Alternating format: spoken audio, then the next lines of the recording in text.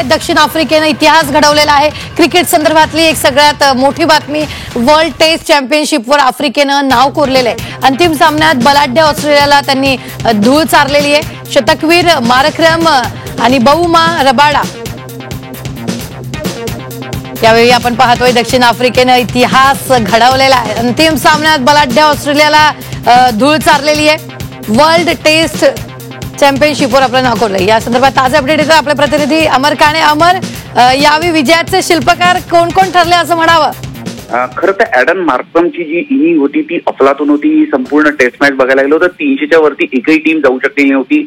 पहिल्या इनिंग मध्ये south Africa जवळपास 70 रन्सनी मागे होती, पण दुसऱ्या इनिंग मध्ये त्यांचा कर्णधार बहुमा आणि मार्क्रमची जी पार्टनरशिप ठरली तीच निर्णायक ठरली आणि त्याच्यामुळे आज दक्षिण आफ्रिकेने जे अशक्यप्राय वाटणारा विजय मिळवला। आतापर्यंत आपल्याला दक्षिण आफ्रिका म्हटलं की चोकर्स म्हणून त्यांचं नाव आठवण्यात येतं।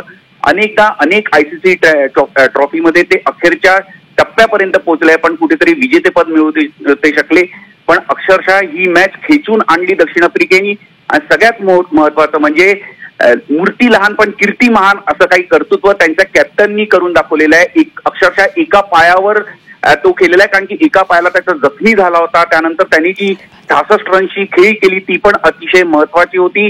एका पायावर त्यांनी जवळपास 46 रन धावून काढलाय, कारण की त्याच्या इनिंगमध्ये तब्बल 5-4 होते। अतिशय अफलातून असा हा विजेतेपद त्यांनी खेचून आणलेलं आहे। आणि दक्षिण आफ्रिकेची नवीन पिढी आहे, त्याच्यातले 4 ते 5 प्लेयर्स आहे की ज्यांना पहिल्याच टेस्ट चॅम्पियनशिपच्या सायकलमध्ये खेळत असताना हे विजेतेपद मिळालेलं आहे। त्यामुळे एक मानसिकता टीमची खूप उंचावलेली राहील। आपल्याला आठवत असेल की हा तोच मार्क्रम आहे की जो T20 वर्ल्ड कप मध्ये साऊथ आफ्रिकेचा कॅप्टन होता आणि त्यावेळेस भारताने विजेतेपद मिळवलं होतं। पण यावेळेला तो निश्चयाने निर्धाराने अगदी लॉर्ड्सवर उभा राहायला, तळ ठोकून उभा होता आणि अतिशय महत्वाची 136 रनची खेळी केली आणि त्याच्या या खेळीमुळे दक्षिण आफ्रिकेने हे विजेतेपद मिळवलेलं आहे।